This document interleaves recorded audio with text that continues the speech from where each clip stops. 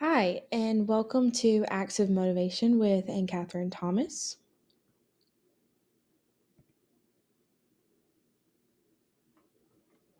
The focus and purpose of this presentation is to demonstrate how I applied the knowledge I've gained from psychology of classroom learning and the experience I had in two different case studies. As a new teacher this year, teaching science to middle school students, I hope this can give future teachers some perspective and ideas on how to observe and utilize motivational theories in the classroom.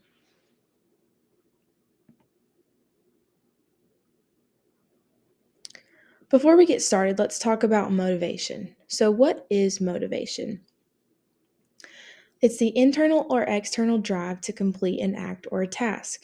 There are two different types: intrinsic motivation and external motivation. Intrinsic motivation comes from within an individual and is driven by things like personal satisfaction, enjoyment, curiosity, or a sense of purpose. External motivation comes from outside sources and is driven by things like external rewards, punishments, or social pressures. Intrinsic motivation is more sustainable long term, but it's important to have a good mixture of both for success. Motivation is important for goal achievement, learning and growth, and overall well being.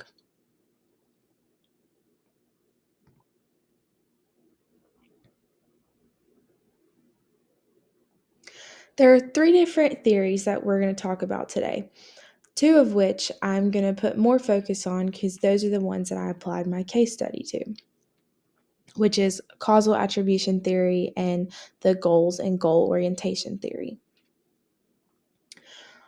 But first, let's talk about expectancy and value theory.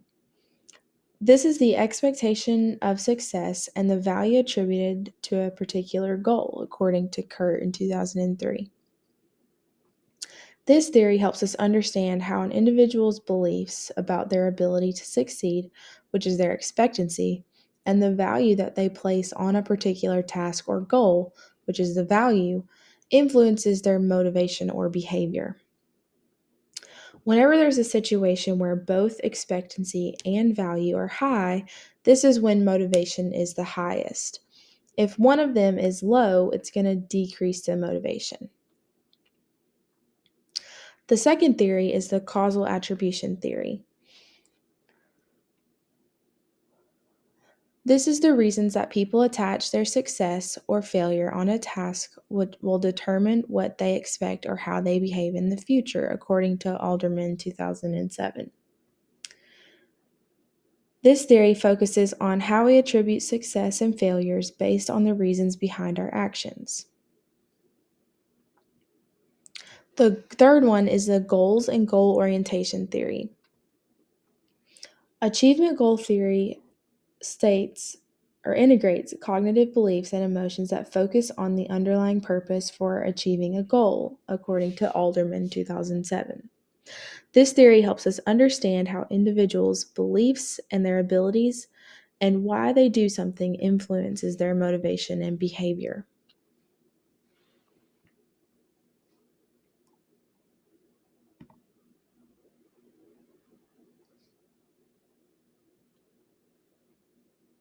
Now let's talk a little bit more about the causal attribution theory. So, there are three key components of the causal attribution theory: locus of control, stability, and controllability. Locus of control classifies the attribution as either internal or external. If the attribution is internal, it would refer to things like ability, intelligence, or effort. If the attribution is external, it would refer to things like luck, difficulty of the task, or external situations that affect the person. Stability classifies the attribution as either stable or unstable. A stable cause would be permanent or unchanging, whereas an unstable cause would be temporary or changeable. The third key component of controllability refers to whether or not the cause is perceived as being controllable or uncontrollable. Luck is considered to be an uncontrollable factor, and effort is considered to be controllable. Understanding the causal attribution theory is important because it influences how we perceive others, predict future behaviors, and explain our own behavior. These things can affect how we judge others, our self esteem, and our motivation.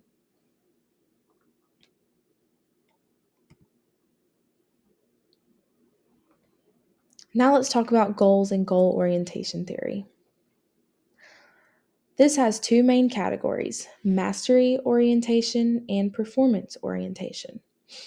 These can be further broken down into performance approach goals, performance avoidance goals, mastery approach goals, and mastery avoidance goals. The performance orientation category centers around one demonstrating competence and competing against others.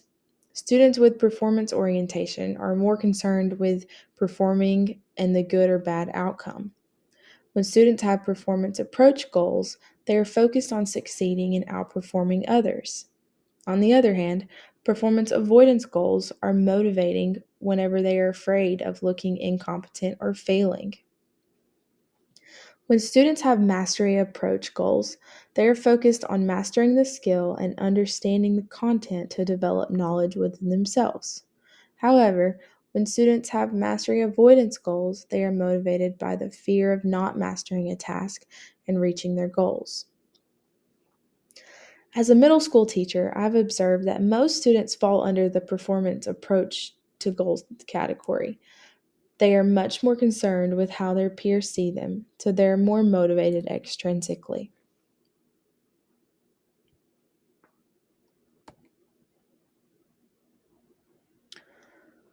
Now let's talk about the motivational acts I observed during my two case studies. We'll start with the first one, which was for causal attribution. For a little background, one of my students this year, we'll call him Jack. Um, he is such a kind and thoughtful student who's always willing to help me and his peers in class. I started noticing towards the beginning of the year that some days he would come into class looking cheerful and happy, other days he looked really sad and was very quiet. I noticed on the days that he was happy in his normal self, he performed really well on his assignments. And the other days where he seemed sad and disconnected, he was very disorganized and he presented signs of defeat. After noticing these things, I consulted with my coworkers and asked them if they were seeing similar behaviors in their class, and they in fact were. However, I'm new to this school and this community, and so I was unaware that last year his father unexpectedly passed away. Um, so once I learned that information and I learned that Jack adored his dad and he has taken the death of his father tremendously hard, um, which has been devastating to learn and puts it into a different perspective. But after reflecting on this situation, I quickly realized that there's been a disconnect to his motivation that greatly aligns with the causal attribution theory. Losing a parent, especially a father figure, for a boy in the eighth grade is a traumatic life event that has tremendous emotional and psychological impacts on his life. Some of the motivational acts that we observed over the past several weeks um, is to foster a supportive environment, set realistic and challenging goals, being understanding and empathetic.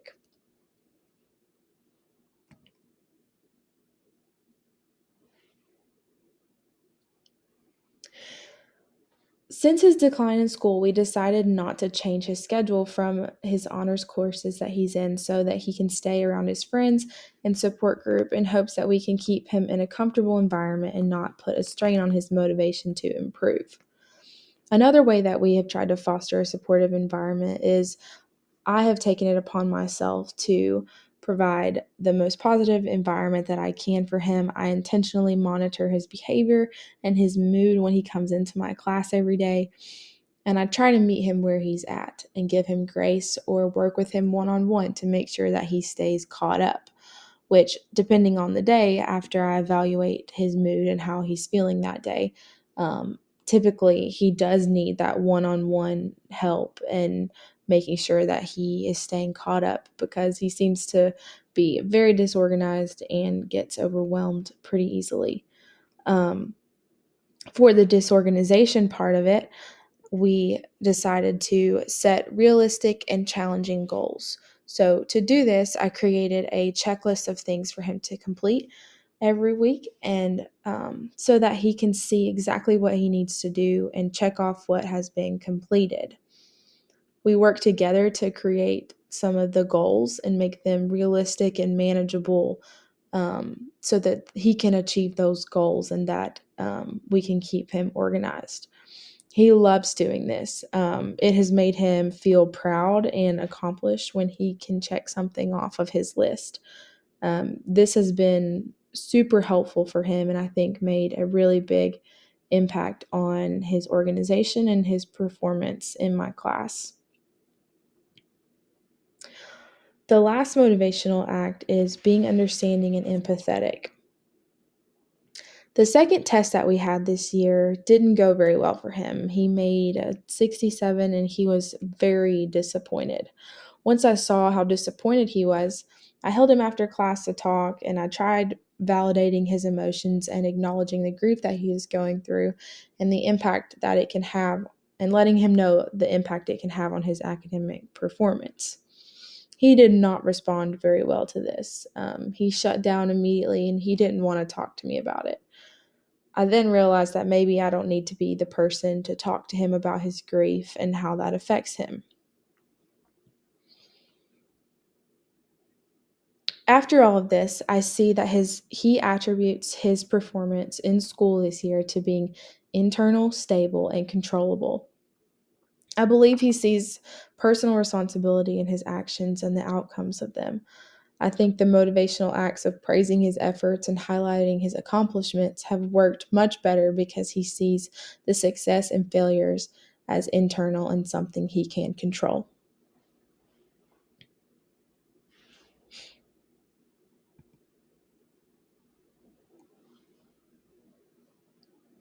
The second case study that I did aligned with the goals and goal orientation theory. Um, the motivational acts that we used were performance avoidance, focus on effort and process, and open communication. So, a little bit of background on this case study. This student in particular, that I chose to do this theory on, he has consistently frustrated me since the beginning of the school year. At first, he was just super rowdy, disruptive, and disengaging in learning the content, which was frustrating. Then our first test came around and I caught him cheating. I wondered what in the world could have motivated him to do this. I pulled him out into the hall to ask him. He told me that he wasn't prepared for the test and that his mom would discipline him at home if he failed his test.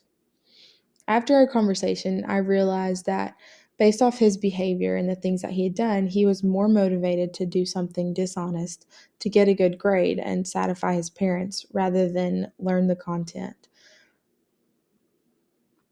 I thought this would be a perfect scenario to evaluate the goal orientation theory.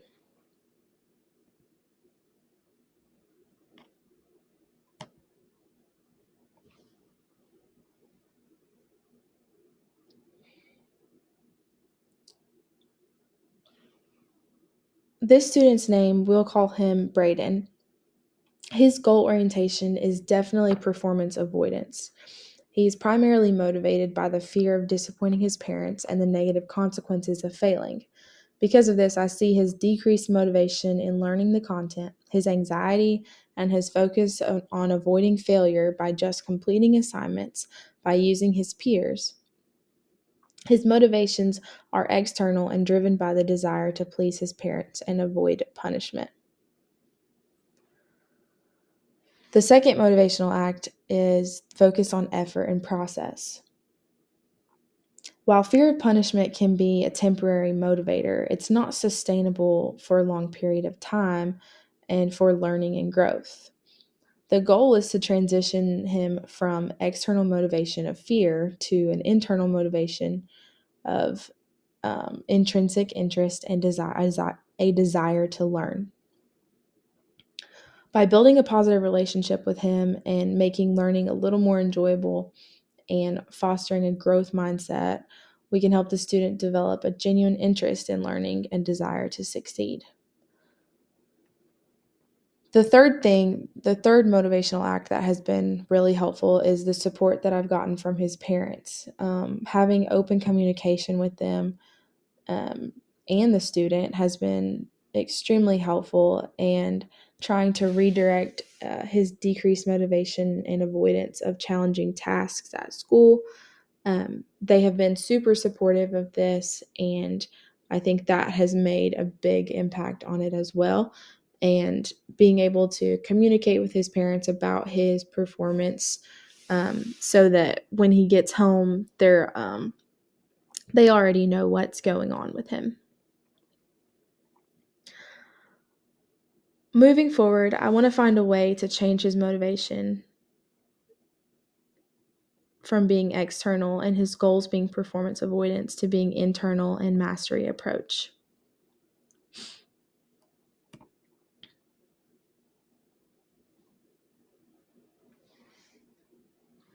In conclusion, I have learned a lot from this experience. There are several strategies I'm going to use through my career to help identify where the lack of motivation stems from so that I can apply one of our theories to better understand and empathize with the issue.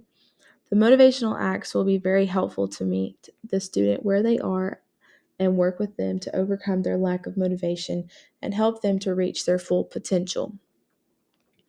I encourage you, as future educators, to educate yourself on these motivational theories and try more motivational acts so that you can make an immeasurable impact on your students' lives.